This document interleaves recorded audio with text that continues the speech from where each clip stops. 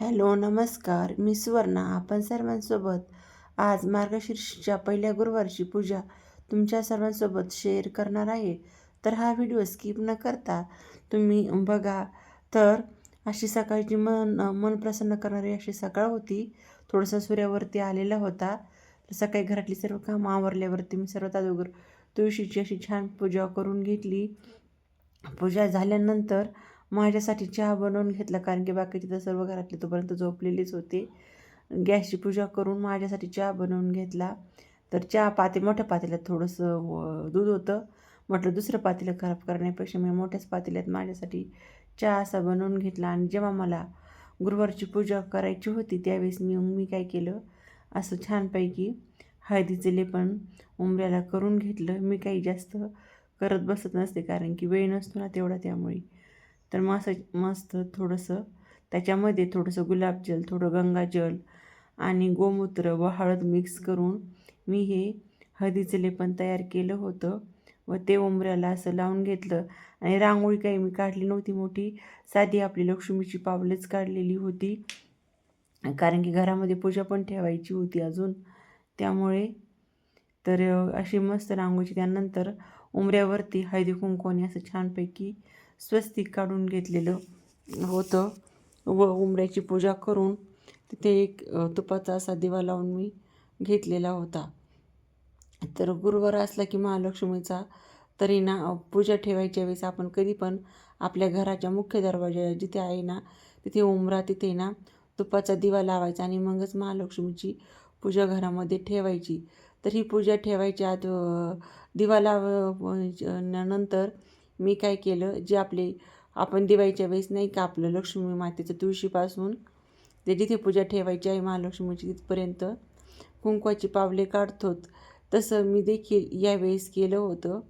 तर असं केल्याने छान वाटतं, म्हणजे घरात खरंच महालक्ष्मी आल्यासारखं वाटतं. तर मग उंबऱ्याची पूजा झाल्यानंतर मी काय केलं, हळदी कुंकू घेतलं एका डिशमध्ये आणि त्याने अशा हाताने त्याचे छापे काढीत घरामध्ये गेले.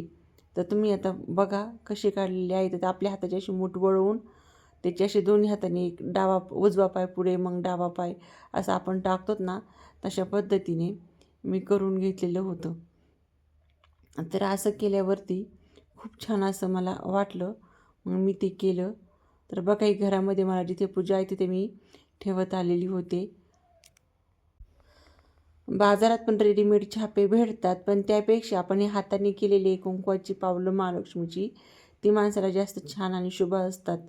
कारण की रेडीमेडचं कसं राहतं आहे, फरकच राहतो रेडीमेडमध्ये आणि कुंकवाच्यामध्ये. आणि खरी देवी येताना कुंकवाच्याच पावलाने, हळदी कुंकवाच्या पावलानेच घरामध्ये येत राहते.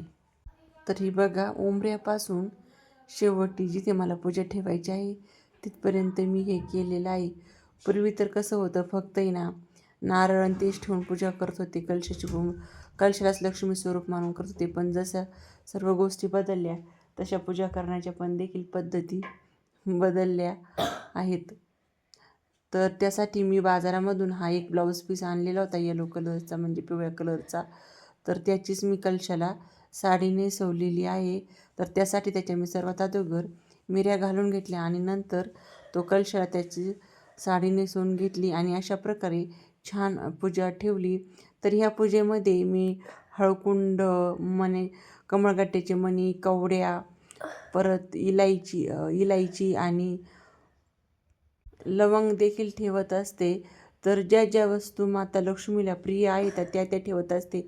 आणि जिथे माता लक्ष्मीची पूजा केली जाते तिथे महाविष्णूंची देखील पूजा केली जाते, कारण की महालक्ष्मी मातेसोबत विष्णूंची देखील पूजा केली जाते.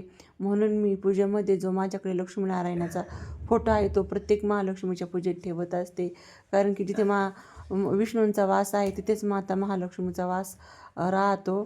तर अशा प्रकारे मी छोटीशी आणि छानपैकी महालक्ष्मीची पहिल्या गुरुवारची माझी पूजा केलेली आहे.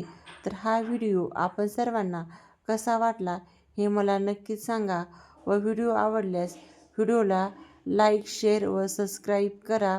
धन्यवाद. तर मग नंतर भेटूया चला एका नवीन पुढील व्हिडिओमध्ये. तोपर्यंत धन्यवाद.